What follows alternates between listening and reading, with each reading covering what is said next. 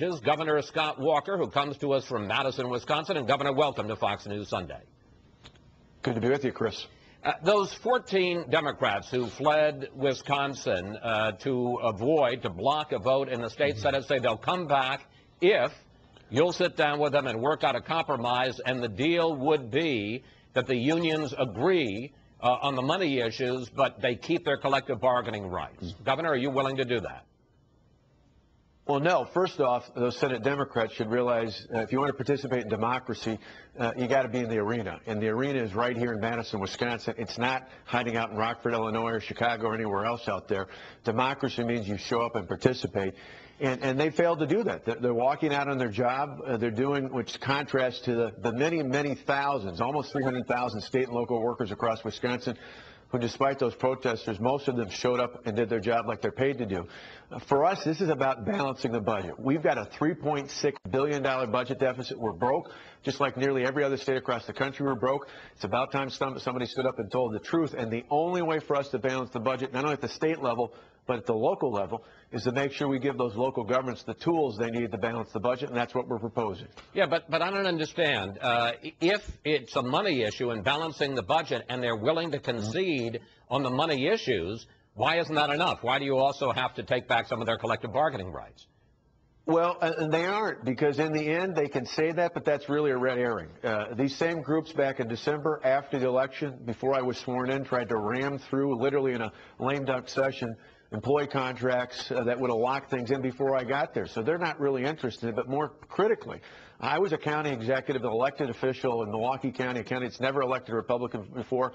I was there for three different elections because we tried to tackle these very same issues. And what stood in the way time and time again was collective bargaining. We've got over 1,000 municipalities, 424 school districts, about 72 counties in this state, all of which need to have the power to be able to offset what's going to happen in Wisconsin next week, just like New York and California, everybody else has been doing, and that's cutting billions of dollars from local governments. The difference is, unlike those other states, I want to give those local governments the tools they need to balance the budget now and in the future. They can't do that with the current collective bargaining laws in this state. Governor, I understand it's the Senate Democrats who took off, but how long are you willing to let this standoff go on? And what would you think of the legislature voting that the Senate Democrats are in contempt of the legislature and therefore what they're doing is a crime?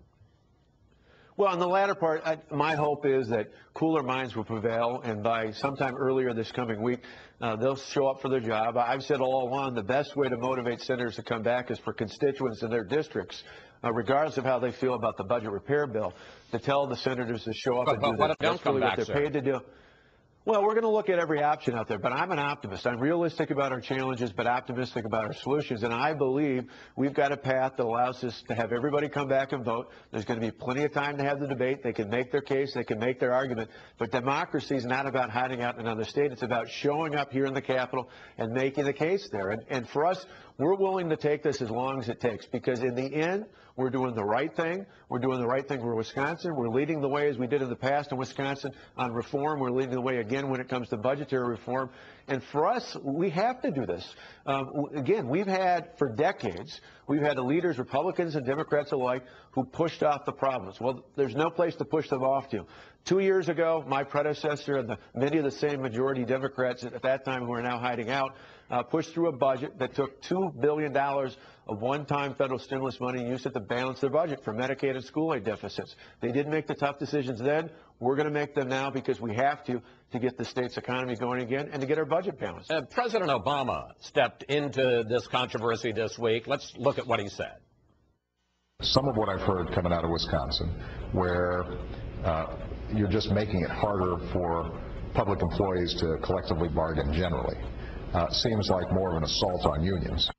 Governor, you've said that the president should focus on balancing his own budget, but beyond that, do you think that his stepping into a state collective bargaining issue is inappropriate? And what do you think of his political arm, Organizing for America, taking a role in mobilizing some of the opposition?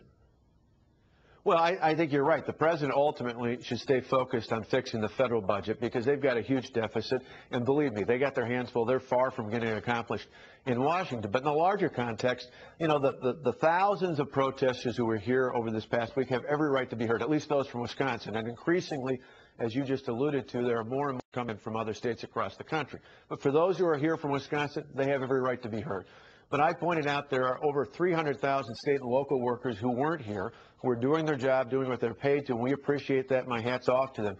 But most importantly, there are 5.5 million people in this state, taxpayers who by and large are sacrificing in their own jobs in the private sector, paying much more than the 5.8% for pension and the 12.6% for health care I'm asking for. In fact, in many cases, 2 or 3 times that amount. They've made tough sacrifices to balance the budgets in their communities, in their homes, and in their businesses.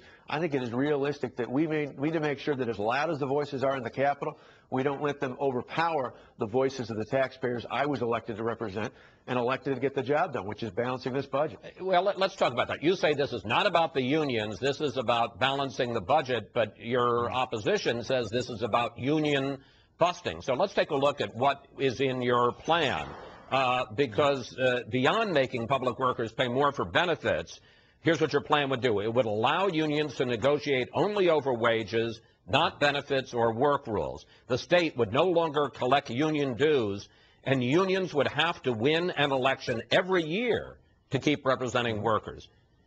Isn't that union busting? Yeah, no, absolutely not. Our belief is if we're going to ask more for a health care and more for a pension contribution, which is, by the way, a very realistic amount. My brother is a typical middle-class family. He's a catering manager for a hotel here in Wisconsin. His wife works for Sears. They got 2 beautiful girls. A typical Wisconsin middle-class family. He told me last week, and he reminded me, he said, Scott, hey, I'm paying almost $800 a year, or a month, excuse me, to pay for my health care and to set aside a little bit I put in terms of my 401k. He'd love, like most every other worker in the state, would love to have the deal we're putting on the table for our state and local government workers. But Governor, I want to talk about the specific things about collective bargaining and saying that unions have to hold elections every year, and that's what your critics say is union busting, not the argument about the money issues. But the two go hand in hand. If we're going to ask our state and local workers who are doing a great job to pay a little bit more to sacrifice to help to balance this budget, we should also give them the flexibility of saying that for those members, for those workers who don't want to be a part of that union, who don't want that deduction each month out of their paycheck, they should be able to get that $500, $600, or in some cases $1,000 back that they can apply for their health care and their pension contribution.